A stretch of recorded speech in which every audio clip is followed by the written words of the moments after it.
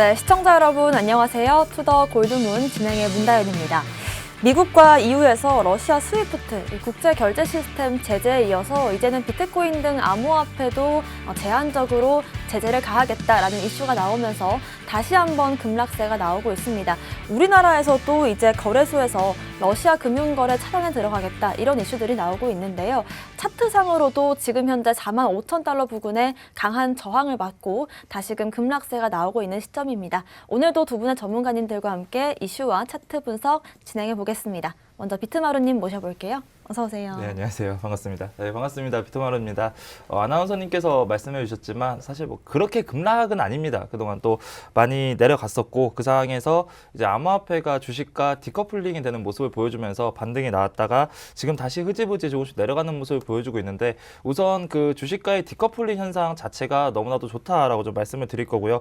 여러 가지 이번에 그 러시아의 그 국제 금융 제재에 따른 러시아 루블화 가치 하락을 보면 그동안의 전통금융이 얼마나 문제점이 많았는지를 또 알 수 있는 새로운 계기가 됐다라고 보여집니다. 이 상황에서 암호화폐의 또 새로운 기술력이라든지 또 새로운 화폐로서의 능력들이 또 뛰어나게 나올 시기이기 때문에 우리 투자자분들 너무 걱정하지 않으셔도 되고요. 오늘도 지난 방송에서 추천드렸던 것들이 공략했던 것들이 좀 수익으로 나왔던 모습이 또 있기 때문에 오늘도 마찬가지로 어떤 코인을 이제 공략을 해야 되는지 어떤 이슈가 있는지 잘 설명드릴 테니까 끝까지 시청해 주시기 바라겠습니다. 감사합니다.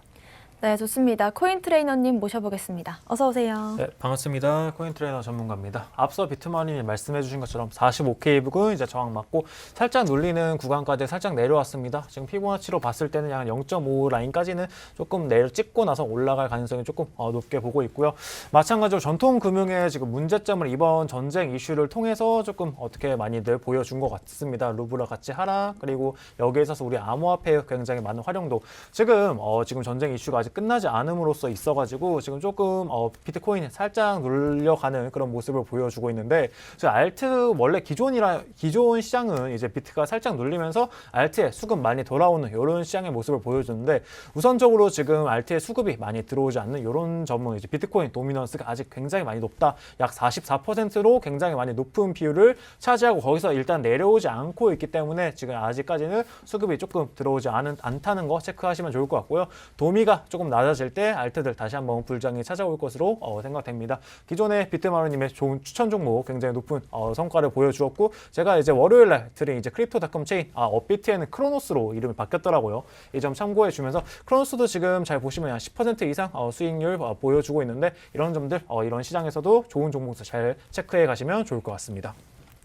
네, 이번 시장에서 주식과 암호화폐 시장의 디커플링이 나오면서 다시금 암호화폐 시장 반등세를 보여주기도 했고 전쟁 이슈로 인해서 전통금융 가치가 다시금 회의감을 느끼는 반면에 암호화폐 시장의 가치는 오르고 있다라고 두 분의 전문가님께서 언급해 주셨습니다. 이 부분 좀 더 자세히 다뤄볼게요. 코인 이슈 흑과백 먼저 악재부터 살펴보겠습니다. 비트마루님. 네, 제가 가지고 나온 이슈는 악재는 아닙니다. 저는 항상 이제 악재를 가지고 나오지 않고 그 투자자분들이 실제로 어떠한 것들을 불안해하냐 이제 이런 것들을 좀 중점을 두고 방송을 하려고 하는데 지금 투자자분들이 불안해하시는 게 3월 25일부터 시행되는 트래블룰 적용입니다. 자, 이 트래블룰이 뭔지 모르시는 분들이 있고 좀 잘못 들으신 분들은 트래블룰이 적용되면 업비트나 또는 빗썸에서 다른 개인 지갑으로 코인을 보내지도 못하고 다른 거래소로 보내지도 못하고 받지도 못한다라고 하는데 자 그렇게 되면 시장이 축소되는 거 아닌가요? 라는 질문을 상당히 많이 받아요. 그래서 트래블룰이 뭔지 그리고 이 트래블룰로 인해서 어떠한 영향을 끼치는지를 좀 설명을 드리도록 하겠습니다. 자 우선 자금 세탁 방지 기구죠. FATF에서 먼저 이야기를 했습니다. 권고를 한 내용들이 뭐냐 지금 해킹 사건이라든지 여러 가지 자금 세탁의 사건들을 보면 익명성이 강조되는 코인들이 많다 보니까 거래소에서 코인을 해킹하고 그것을 개인 지갑으로 빠져나가서 현금으로 인출할 때 그거를 찾는 과정이 너무 어렵다. 자금 세탁이 좀 상당히 많기 때문에 반드시 실명 인증된 계좌로만 보낼 수 있게 하자라고 권고사항이 나온 거고요. 이 권고사항에 따라서 국내 대한민국에서 3월 25일부터 이 특근법에 따른 자금 세탁 방지기구의 권고안에 따른 트래블룰이 시행이 됩니다. 자 그런데 이렇게 시행이 되면 많은 분들이 오해하고 계시는 게 다른 거래소에서 한국 국내 거래소로 입금이 안 된다라고 오해하시는 분들이 있어요. 사실상 이 송수신자에 대한 신원 확인 절차에 절차가 주지 입금을 안 시키게 하는 게 아닙니다. 입금은 개인 계좌든 해외 거래소든 상관없이 국내 거래소로 코인에 대한 입금은 다 되고요. 근데 반대로 제가 코인을 다른 쪽으로 빠져나가게 하려고 해요. 만약에 국내 거래소에서 매매라고 국내 거래소에서 매도라고 원화를 찾는다라고 한다면 아무 문제가 없습니다. 근데 그게 아니라 거래소가 좀 믿음직스럽지 못해서요. 아니면 다른 거래소에서 거래를 해보고 싶어서 제가 지금 국내 거래소에 가지고 있는 코인을 다른 쪽으로 보내고 싶은데 그게 이제 트래블룰에 적용이 돼서 안 되는 경우가 생긴다는 거예요. 안 되는 경우는 제가 방금 전에도 말씀을 드렸지만 실명 계좌 인증이 되지 않은, 그러니까 실명 인증이 되지 않고 누구한테 보내는지 모르는 것에 대해서 안 보낸다라는 겁니다. 흔히 알고 계시는 메타마스크는 국내에서 이제는 전송이 안 됩니다. 메타마스크에서 거래소로 전송하는 건 되지만 거래소 내에서 메타마스크로 전송하는 건 안 돼요. 자, 그런 다음에 어떤 거를 좀 불안해 하시냐면 그렇게 된다면 시장에 따른 그렇게 시장의 격차가 업비트에서 뭐 얼마인데 예를 들면 바이낸스에서 얼마입니다. 자, 그렇다면 서로 간에 보내지를 못하니까 서로 간의 격차가 더욱더 커지는 거 아니냐라는 건데, 자, 이것도 마찬가지로 지금 이미 빗썸하고 코인원은 트래블룰을 적용하고 있었습니다. 자, 각각의 국내 거래소에서는 화이트 리스트라고 해서 어느 거래소, 실명 인증이 된 어느 거래소에는 자유롭게 거래를 할 수 있고 코인이 이동을 할 수 있어요라고 정해놓은 곳들이 있어요.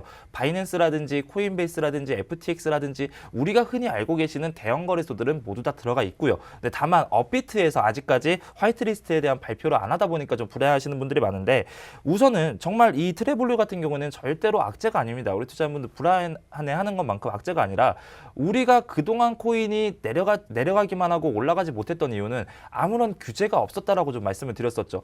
자, 주식처럼 규제를 해줬으면 좋겠고 주식처럼 보호를 해줬으면 좋겠어요. 그런데 자금 세탁은 코인으로 하고 싶어요. 이런다는 생각 자체가 일단 코인을 진심으로 사랑하지 않는다라고 좀 보여지고 있고요. 결국엔 자금 세탁을 막고 내가 정정당당하게 투자해서 정정당당하게 수익 볼 수 있는 거는 그대로 상관없이 진행이 되기 때문에 아무 문제가 안 되고, 오히려 제가 얼마 전에 한번 방송에서 말씀을 드렸었는데 거래소 해킹 사건이 발생됐을 때 이 해커들이 코인을 빼내려고 하다가 화이트리스트에 없는 거래소로 없는 지갑으로 빼내려고 해서 피해를 막은 적도 있습니다. 그렇게 해킹 사건이라든지 여러 가지 이제 코인에 대한 악재 이슈를 해소시킬 수 있는 좋은 법안이다라고 생각을 하고 있고요. 자, 이거는 충분히 악재가 안 된다라고 말씀을 드렸죠. 그런데 어떤 것들을 또 불안해하시냐면 이번엔 좀 넘어가서 파월 의장의 금리 인상입니다. 자, 3월에 지속적으로 2월에 하락했던 이유가 암호화폐 금리 인상, 그 일반 전통금리 인상에 따른 암호화폐 하락이 상당히 큰 이유가 됐었어요. 자, 그런데 3월에 과연 러시아와 우크라이나가 전쟁을 하고 있고 이 전쟁 상황에서 루블화 가치가 하락을 하면서 정말 전통금융의 시장이 더욱더 안 좋아졌어요. 근데 이렇게 안 좋아진 상황에서 과연 금리 인상을 할 수 있냐 없냐. 만약에 금리 인상을 안 한다라고 한다면 암호화폐는 급등할 것이고 금리 인상을 강행한다라고 한다면 암호화폐는 또 추가적으로 하락이 되는 거 아니냐. 이런 또 불안 심리가 있었을 건데, 자, 우선 0.25% 금리 인상을 한다고 나왔습니다. 근데 금리 인상을 하겠다라고 발표를 한 것이 아니라 파월 의장은 금리 인상을 0.25% 하는 것을 권유하고 지지할 것이다 라는 보고서가 나왔을 뿐입니다. 자, 그런데 이게 왜 악재가 되지 않았냐면 원래 이제 당초에 그 연방준비제도 의사회에서 금리 인상을 예견했던 퍼센티지가 0.5%였어요. 그동안 이미 암호화폐는 금리 인상에 대한 이슈로 선반영이 돼서 하락이 된 상태고요. 하락이 됐는데 0.5%로 올린다라고 해서 그거에 따른 선반영으로 하락이 된 겁니다. 그런데 0.5%가 아니라 0.25%로 올라가는 확률이 줄어들었죠. 올라가는 그 금리 인상폭을 줄어들고 올린다라고 했을 때 0.5% 올린다라고 했을 때 이 정도의 선반영으로 하락 장세가 나왔는데, 그렇다면 좀 차질이 생겨서 0.25%밖에 안 올리는데 그럼 내가 무서워할 필요가 없지 않냐라고 해서 아래에서 지금 매수세가 조금씩 더 들어오는 것이 포착되고 있기 때문에 우리 투자자분들은 암호화폐 시장에서 그렇게 불안한 이슈는 아니다라고 보여지고 있고요. 잠시 후에 또 제가 설명을 드릴 거지만 지금 비트코인이라든지 여러 가지 코인들을 봤을 때 정말 급락 장세가 나오는 게 아닙니다. 예전에 뚫지 못했던 저항대 라인을 이제 막 뚫어주고 그 다음 저항대 라인에서 이전에 뚫었던 저항대 라인이 지지 라인으로 바뀐 상태에서 횡보 장세, 박스권 장세가 지금 새롭게 나와주고 있는 구간이기 때문에 정말 미국 증시와 디커플링 현상, 그리고 이번에 제가 방금 전에 처음에 말씀드렸듯이 러시아 전쟁에 따른 전통 금융의 문제점, 이런 것들이 조금씩 부각되고 있기 때문에 우리 투자자분들은 조금 이제는 호재성에 좀 기대를 해야 될 타이밍이 아닌가라고 좀 생각을 말씀드리도록 하겠습니다. 네, 크게 두 가지 시청자 여러분들께서 좀 두려워하실 만한 악재에 대해서 해설을 해주셨는데요. 먼저 이제 3월에 있을 트래블룰 시행 관련해서 많은 분들께서 이걸 인해서 앞으로 좀 가격 하락이 다시 나오는 게 아니냐라고 하셨는데, 트래블룰 자체가 이 시장의 익명성으로 인한 문제점들을 좀 해결을 하고 실명 계좌를 통해서 더 안전하고 투명하게 거래를 하겠다라는 거기 때문에 시장의 악재들을 좀 해소하는 역할을 할 수 있다라고 보여지고요. 또 파월 의장의 발언과 금리 인상 관련해서도 일단은 우리가 0.5%포인트 금리 인상을 할 수 있다라는 이슈로 인해서 악재가 선반영된 가격이기 때문에 오히려 0.25%포인트 금리 인상을 하겠다라는 건 우리에게 호재로 작용될 수도 있다라는 점 체크해 주셨습니다. 코인 트레이너님의 오늘의 악재 살펴볼게요. 네, 제가 준비한 오늘 악재는 아무래도 우크라이나발 악재를 먼저 설명드리도록 하겠습니다. 굉장히 암호화폐의 좋은 순기능을 많이 보여주고 있는 모습이 나오고 있는데, 여기에 있어서 제일 많이 순기능을 보여주는 게 이제 암호화폐 시장을 통해서 이제 우크라이나에 직접적으로 다이렉트로 이제 우리가 그 우크라이나 정부한테 직접적인 이제 기부를 할 수 있다는 그런 점들이 굉장히 좋은 이번에 모습으로 많이 보여줬는데, 여기에 있어서 또 정말 좋은 모습을 보여준다면 굉장히 이걸 악용하는 지금 사례가 지금 나오고 있습니다. 우크라이나 정부 공식 계정의 주소를 거의 비슷하게 따가지고 뒤에 도메인을 org 또는 com을 통해서 이제 조금 다르게 도메인을 작성하고 거기에 따른 가짜 이제 지갑 주소를 이제 공개적으로 올려서 그 지갑 주소에 이제 암호화폐를 전송하게끔 하는 이런 사기 행각이 조금 많이 나오고 있습니다. 그렇기 때문에 정말 이제 나는 좀 우크라이나를 돕고 싶다라고 하시는 분들은 정말 우크라이나 공식 트위터 계정을 통해서 거기에 나온 이제 암호화폐 지갑 주소에 이제 조금 기부를 하는 식으로 이런 식으로 활용하시면 좋을 것 같고요.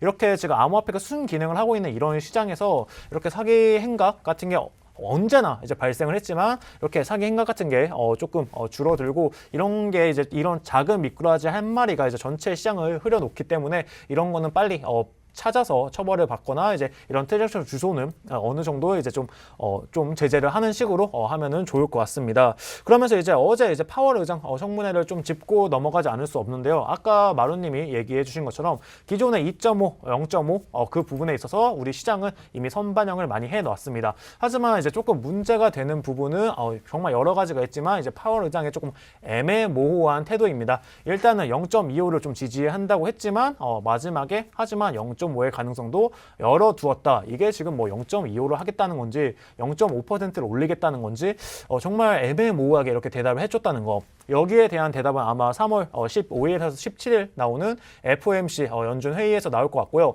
3월 10일 날 이제 소비자 물가지수 물가에 대한 2월 데이터를 또 얻게 됩니다. 지금 현재 지금 전쟁 때문에 지금 유가가 지금 배럴당 지지난주만 해도 90달러 선이었는데 오늘 이제 보니까 112에서 115달러까지 원유 가격이 굉장히 많이 올라갔죠. 올라가면서 지금 휘발유 가격 우리나라도 굉장히 많이 올라가고 있는데, 지금 현재 정부에서 유류세 할인 20%를 해줌에도 불구하고 이렇게 많이 원유 가격이 올라간다는 거, 그리고 지금 스위프트 제재 굉장히 조금 러시아를 압박하고 좋은 것 같지만 잘 한번 생각해 보면은 지금 러시아에 들어간 자금이 돌지 못하는 겁니다. 예, 지금 대기업 같은 경우도 러시아에 투자 굉장히 많이 해놨어요. 반도체 공장들 뭐 삼성, 뭐 LG 굉장히 많이 반도체 공장들이 있는데 SK 등 있는데 지금 자금이 돌지 못하는 겁니다. 이렇게 자금이 돌지 못하고 암호화폐를 통해서 도는 거, 암호화폐를 통해서 도는 것도 정말 좋지만 큰 틀 장기적으로 봤을 때는 자금이 지금 묶여서 러시아 은행에 묶여서 돌지 못하는 거, 그리고 지금 러시아 국가은행 같은 경우는 지금 뭐 주가가 지금 마이너스 99.7% 이상 하락하는 식을 보여주면서 거의 뭐 지금 상장 폐지 수준을 이제 밟고 있죠. 여기에 있어서 투자한 투자금들 하루 아침에 이제 종이 조각이 거의 돼버린 이런 모습을 많이 보여주고 있는데, 단기적으로는 이렇게 스위프트 제재를 해서 압박을 하는 게 굉장히 좋지만 장기적 흐름으로 돈이 유동성이 돌지 못하는 거, 러시아에 들어간 자금 굉장히 많고요. 러시아는 전 세계 3위 산유국입니다. 3위 산유국인데 여기에 있어서 공급이 부족해서 지금 인플레이션이 일어나고 있는데, 여기에 추가적인 공급이 부족해진다는 거, 이게 지금 비단 암호화폐 시장의 순기능을 해주고 좋게 지금 역할을 하고 있지만, 이런 부분이 계속해서 지속적으로 된다면 돈이 되지 못하고 러시아는 또 디폴트 선언을 할 것이고, 디폴트 선언이 되면 거기에 이제 추가적으로 이제 파생 상품들, 전통 금융에 있는 상품들 굉장히 뭐 무너지기 시작할 겁니다. 그러면서 이제 전통 금융에서 또 디지털 화폐로 이제 많이들 오겠지만 우리 실물 경제가 굉장히 어려워질 수 있다는 점은 큰 틀에서 봤을 때 그렇게 큰 호재는 아니다. 어떻게 보면 정말 장기적 관점에서 조금 악재에 가까운 것 같은데 하루빨리 좀 화해를 하고 스위프트 제재도 좀 풀어서 암호화폐와 전통 금융이 같이 조금 공존하면서 좀 좋은 모습 만들어내는 시장이 되길 바라고요. 여기에 있어서 또 지금 어제 파월 의장 얘기 들어보면 지금 노동력도 굉장히 부족하고 지금 인플레이션 굉장히 심하다. 그렇기 때문에 조금 0.25, 0.5 나도 잘 모르겠다라면서 굉장히 애매모호한 태도를 조금 보여줬는데 좀 이미 너무 걱정하실 필요가 없는 게 이미 우리 시장 같은 경우는 기존에 1월달, 2월달에 이미 선반영을 많이 해놨습니다. 거의 0.5 인상을 목표로 두고 선반영을 많이 해놔서 조금 유동성을 낮춰준 이런 상태의 시장이기 때문에 이게 조금 불확실성이 해소가 된다면 비트코인 지금 45K 부근 굉장히 저항을 맞고 있는데 45K 간단하게 뚫어줄 것으로 보이고요. 비트코인 지금 지지라인 45K 뚫어준다면 그 위에 상방 라인인 52K까지는 다 열려있는 이런 모습이기 때문에 0.7K 정도 구간은 가뿐하게 충분히 단기간 내에 올라갈 수 있을 것으로 지금 예상을 하고 있으니까 우리 투자자분들 너무 걱정하지 않으셔도 좋을 것 같습니다. 이러면서 이제 또 최근에 좀 불거져 나오고 있는 그런 이슈죠. 트래블 룰과 함께 지금 업비트 같은 경우에 업비트가 소유하고 있는 가상 자산을 이제 업비트에 이제 뭐 상장을 못 시키는 이런 이슈를 가지고 있는데 지금 어떻게 보면은 업비트 대주주로서 이제 업비트 말고 제외하고 카카오가 있습니다. 카카오 같은 경우가 이제 업비트 두나무 지분을 15.3% 정도 이제 들고 있습니다. 최근에 이제 지분법 이익이 4,889억 원에 이제 배당 이익까지 합치면은 거의 뭐 4,932억 원, 약 5천 원 가까이를 이제 두나무에서 이제 카카오가 벌어들이게 되는데요. 이런 부분에 있어가지고 카카오 너네가 대주주인데 지금 업비트 같은 경우 보면은 카카오가 이제 관련돼 있는 회사들 예를 들어 보라코인 같은 경우 그리고 우리 업비트의 뭐 마루 그리고 이제 뭐 클레이튼 관련해가지고 클레이튼이랑 그리고 그라운드 X에서 만들어 놓은 클레이 관련 코인들 굉장히 많이 업비트에 상장돼 있는 모습을 볼 수 있습니다. 제일 대표적인 게 아마 웨이투빗이 이제 만든 이제 보라 같은 경우가 이제 업비트에서 상장돼서 이제 쓰이는 건데 이렇게 보면은 어떻게 보면은 너네 이제 관련 있는 회사가 관련 있는 회사의 종목을 너네 이렇게 상장해 놓은 게 아니냐. 그리고 지금 두나무 같은 경우는 전체 우리나라 암호화폐 시장의 약 77% 이상의 이제 거래 대금을 이제 보고 있습니다. 거의 이제 약 80%니까 독과점 시장에 이제 독점을 하고 있다라고 봐도 무방한데 이런 이제 큰 대규모 이제 상장사의 이제 관련 이제 자회사의 코인이 상장되어 있다는 점들은 조금 우리가 정말 투명한 거래 환경 그리고 이제 블록체인을 추구하는 이런 탈중앙화 부분에 있어서 조금 개선돼야 할 그런 부분인 것 같습니다. 예. 네, 최근 있었던 카카오와 두나무 이슈와 또 이제는 우크라이나 돕는 이 악용 암호화폐 스캠들이 많이 나오고 있는데요. 정말로 요즘 주변에서 많이 이 암호화폐 돕기 운동을 하시는데 대부분 좀 주의를 하셔야 될 것 같습니다. 우크라이나 정부 공식 트위터 계정에 있는 주소로 보내시면 가장 안전하다고 하니까 이 부분 참고하시면 좋겠습니다. 오늘의 호재도 살펴보겠습니다. 비트마루님. 네, 오늘 제 호재가 우크라이나 이슈인데 지금 말씀을 다 해주셔가지고 우선 이 부분이 호재인지 아닌지 좀 시청자분들하고 같이 생각을 좀 해보려고 합니다.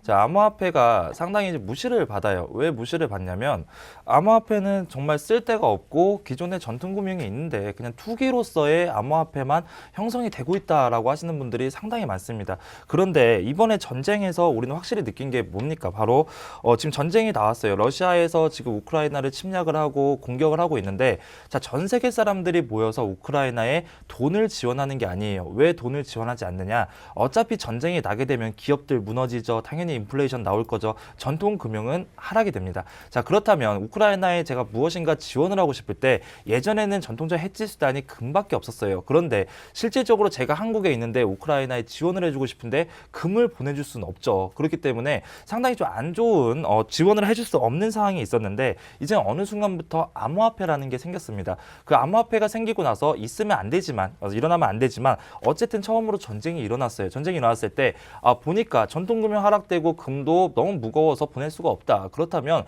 암호화폐를 통한 지원이 되지 않을까라고 전 세계 사람들이 인정해서 우크라이나 쪽으로 지원을 합니다. 자, 이거 자체가 암호화폐에 상당히 큰 호재다라고 좀 말씀을 드릴 거고요. 실제로 우크라이나의 1일 하루 조달의 금액이 2,600만 달러 정도 된다고 합니다. 암호화폐로 조달한 게 2,600만 달러인데 국내 돈으로 환산을 하면 314억 정도가 돼요. 전 세계에 있는 사람들이 암호화폐를 조금씩 우크라이나 우크라이나에 주면서 그럼 우크라이나는 그 암호화폐를 받아서 실질적으로 도움이 되냐 이게 더 궁금하시잖아요. 실제로 314억 정도를 받아서 그중에 1,400만 달러는 이미 사용을 했다라고 합니다. 군사적으로 실제로 사용을 하고 그걸로 화폐로 바꿔서 무기를 사고 그리고 뭐 사람들 병사들의 밥을 지급하고 이러면서 실질적으로 너무나도 유용하게 지원이 되고 있다. 그렇다는 것은 암호화폐는 이제는 활용성이 없다라는 것은 거짓말이고 실질적으로 여러 사례들을 보더라도 지금 암호화폐는 활용할 곳이 상당히 많다. 암호화폐가 활용성이 훨씬 더 커지고 있다. 이런 것들을 호재로 좀 말씀을 드리도록 할 거지만 자, 안 좋은 점도 있습니다. 안 좋은 점이 뭐냐면 이번에 우크라이나에서 이렇게 지원을 받다 보니까 실질적으로 우크라이나에서 지원을 좀 독려하기 위해서 에어드랍을 해주려고 했어요. 만약에 코인에서 사서 지원을 하면 에어드랍을 해주겠다라고 했는데 그 에어드랍을 우크라이나 정부를 사칭해서 사기치는 사람들이 나왔다라는 거예요. 그래서 뭐 스푸핑이라고 하죠. 호가 조작이라든지 아니면 지금 발표하기로 한 6시간 전에 이미 코인이 발표돼가지고 이거 다 사라. 라고 하면서 정말 사칭하는 계정들이 많이 나왔다라고 합니다. 그래서 우크라이나에서 이 에어드랍에 대한 계획은 전면 취소라고 대신에 추가 방안으로 모색한 것이 대체불가 토큰이죠. NFT를 새롭게 발표를 하면서 NFT를 이용한 이런 지원 독려를 하겠다라고 이야기를 했어요.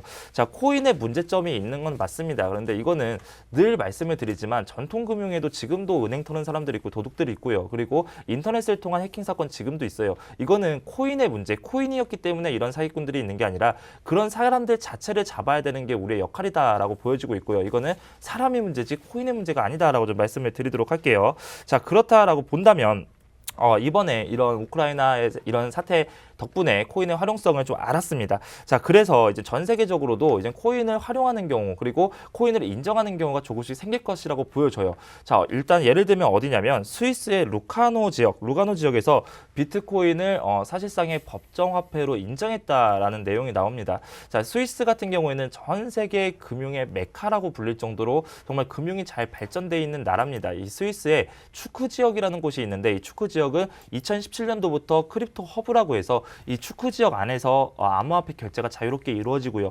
암호화폐 기업들이 추크 지역에서 지속적으로 새롭게 생겨나고 그 안에서 발전을 하는 경우가 상당히 많았어요. 그런데 스위스 추크 지역뿐만 아니라 이번에 루가노 지역에서도 테더사와 함께 협약을 해서 전 세계 루가노 지역에 있는 200개 이상의 점포와 기업 안에서 암호화폐를 어떤 암호화폐든 자유롭게 결제할 수 있는 그런 지불 수단으로 활용할 것을 지금 이번에 계획 발표를 했다라고 합니다. 자, 그런 이런 것들을 보면은 정말 스위스 루가노에서도 했고요. 추크 예전부터 하고 있었고요. 국내도 마찬가지로 뭐 마포라든지 제주도라든지 그리고 서울 그 암호화폐 블록체인 크립토 허브 지역을 만들겠다라고 발표를 하기도 했었습니다. 자, 그러면서 이번에 이런 이슈들 그리고 조금씩 이제 특근법도 진행이 되고요. 그리고 이번에 화이트리스트도 새롭게 만들어지고 있고 트래블로도 진행이 되고 있고 주식과 디커플딩도 되고 있고 제재도 되고 있어요. 이런 것들을 보면은 이제는 코인은 더 이상 무시할 수 있는 이런 시간은 지나갔다.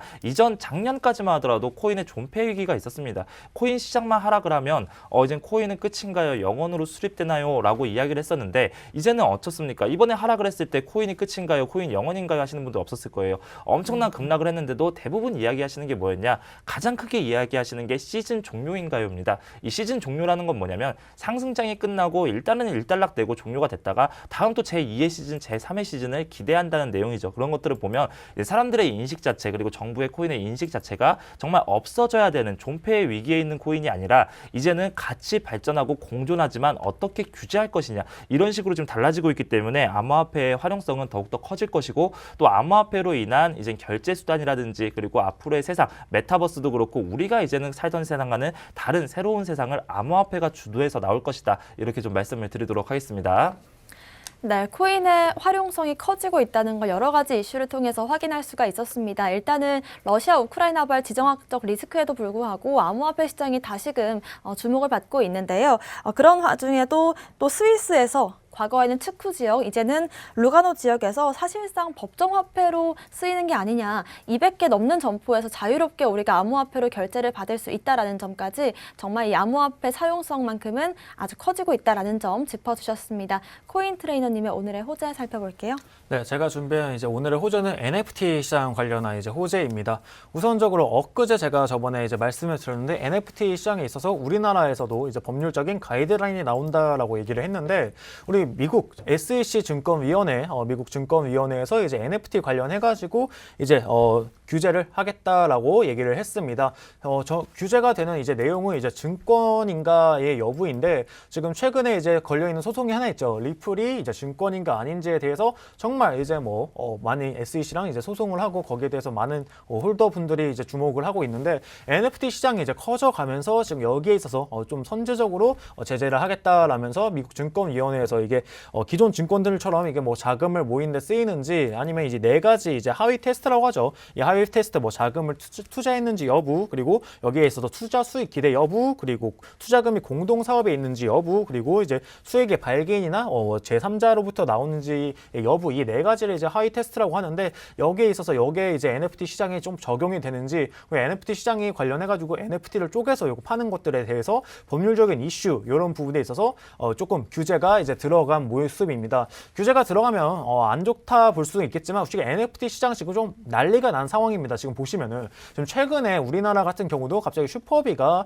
슈퍼비 관련 NFT를 한다라고 하면서 조금 어떻게 보면은 좀 부정적인 시각으로 NFT 개나 소나 다 만드네, 약간 좀 이런 조금 안 좋은 부정적인 시각으로 보는 그런 시선이 많았는데 정말 이게 정말 NFT로서의 순 기능을 하는 게 아니라 정말 이제 소위 조금 유명한 인플루언서나 조금 유명한 사람들이 NFT를 통해서 수익만을 창출하고 빠지는 게 아닌가, 이런 시선이 많은데 지금 우리나라도 이런 가이드라인이 나오고 있고 미국도 이렇게 가이드라인이 나온다면 정말 이제 NFT 시장 정말 무수하게 많은 작품이 있습니다. 누군가는 이제 제 셀카를 이렇게 찍어가지고 올리는 사람들도 있고, 정말 갑자기 자기가 찍은 사진 아니면 자기가 정말 열심히 그린 작품들 굉장히 이렇게 많은데 정말 이 NFT 시장 정말 지금 시장의 초일기고 여기에 있어서 옥석 가리기가 조금 필요할 것 같고, 이런 규제안들은 정말 NFT 시장의 옥석 가리기를 하는데 정말 많은 도움이 될 것 같다고 보고 있습니다.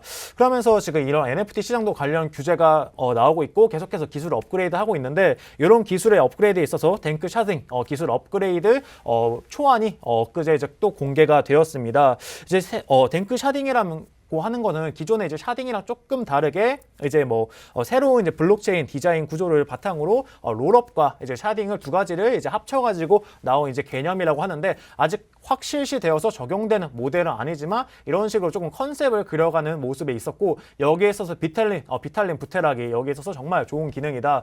너의 이더리움에도 이걸 적용시키고 싶다라고 얘기를 할 정도로 정말 신기술이 이렇게 나오게 되었는데요. 기존에 이더리움 같은 경우는 다들 아시다시피 트랜잭션 속도 굉장히 느리죠. 이 정말 블록체인의 중요한 게 이제 탈중앙화, 그리고 안정성, 그리고 이제 확장성, 이렇게 세 가지를 이제 들 수 있는데요. 이 세 가지 부분에 있어서 이더리움이 다 만족을 하지만 한 가지 확장성 부분, 우리 비싼 가스 수수료, 이따가 뒤에 말씀드리겠지만 누사이퍼를 우리 스트레스 홀더로 바꿀 때 나오는 비싼 가스 수수료 때문에 한 번 더 주목이 받고 있는데, 이런 부분에 있어서 지금 이더리움 2.0 업데이트를 하려고 하잖아요. 여기에 있어서 지금 롤업 보통 업데이트를 하는데 속도를 빠르게 하려면은 보통 롤업 기술과 샤딩 기술, 이렇게 두 가지가 쓰이게 됩니다. 보통 롤업 기술 같은 경우는 이제 쉽게 얘기해서 레이어드 2에서 수많은 이제 트랜잭션을 실행 혹은 처리를 하고 이걸 다시 L1으로 보내가지고 여기서 처리를 하는, 요런 묶어서 처리를 하는 요런 방식을 이제 롤업 방식이라고 하고요. 이거에 있어서 만약에 이더리움의 롤업 방식을 적용하게 된다, 약 40배에서 100배 정도 속도가 빨라질 수도 있지만 여기에 있어서 비탈린 부테릭은 조금 만족스럽지 못하다. 이건 우리 사용자들한테 아직도 많이 부족한 트랜잭션 처리 속도다라고 얘기를 하고 있습니다. 여기에서 나온 개념이 이제 샤딩인데, 최근에 니어 프로토콜 같은 경우 샤딩 트랜잭션 속도가 약 2,500에서 3,000 정도로 나올 정도로 굉장히 빠른데, 이게 이제 샤딩 기술을 적용했기 때문에 이렇게 많은 속도가 나오게 되는데, 샤딩 기술 제가 예전에 한번 말씀드렸다시피 여러 가지 노드를 한 번에 쪼개가지고 다 쪼개놓고 각자 이제 정보 중간에 이제 정보 처리하는 이 트랜잭션을 중간에 삽입을 해가지고 여기 중간에서 처리를 하고 각자 노드에 분산화 시켜가지고 각 쪽에서 정보를 처리하는 방식을 이제 샤딩 기술이라고 합니다. 근데 지금 이번에 나온 댕크 샤딩 기술은 이 롤업과 샤딩 기술을 합쳐서 이제 나오는 이런 기술력이라고 이제 보시면 될 것 같고요.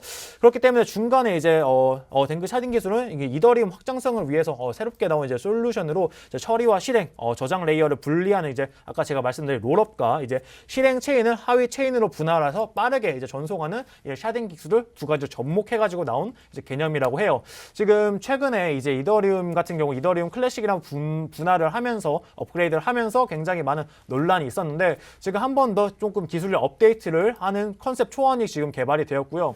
이더리움 같은 경우는 지금 트랜지션 확장성 속도가 굉장히 낮고 비싼 수수료를 갖고 있기 때문에 이런 기술들 계속해서 접목시키고 비텔린 부타릭이 계속해서 뒤에서 전폭적인 지지를 밀어주는 만큼 지금 암호화폐 기술은 계속해서 빨라지고 있습니다. 지금 나스닥 같은 경우 트랜잭션 처리 속도가 약 50만 TPS 정도 되는데요. 아까 말씀드린 니어 프로토콜보다 굉장히 빠르죠. 네, 굉장히 빠른데 이 정도의 속도까지 올라가게끔 이제 만든다는 게 이제 비탈린 부테릭의 이제 목표라고 하는데 빨리 이제 업그레이드를 해가지고 되면 좋을 것 같고요. 여기에 있어서 미래에셋 같은 경우도 이제 가상자산 법인 설립을 이제 본격화하고 이 시장에 본격적으로 이제 뭐 투입을 하겠다 이런 식으로 암호화폐 시장 점점 발전해 나가고 있는 모습 굉장한 호재라고 말씀드리겠습니다. 네. 네, 우리가 SEC를 얘기할 때 빼놓을 수 없는 게 바로 이 증권 관련된 규제인데요. NFT도 이제는 증권으로서 규제를 받을 수 있다는 점 체크해 보시면서 이더리움 댕크샤딩 업그레이드가 나오면 확장성도 커지고 앞으로 거래 처리 속도도 40배에서 100배까지도 커질 수 있기 때문에 앞으로의 이더리움 2.0 로드맵에 좀 더 빠르게 다가갈 수 있지 않을까라는 생각이 들고요. 마지막으로 이제 미래에셋에서 올해 주목해야 될 테마로 블록체인을 꼽았는데 여기에 관련해서 이제는 가상자산 법인 설립을 본격화하고 있다는 이슈까지 짚어주셨습니다. 코인 이슈 흑과 백 살펴봤고요. 저희는 잠시 뒤에 코인콕으로 돌아오겠습니다.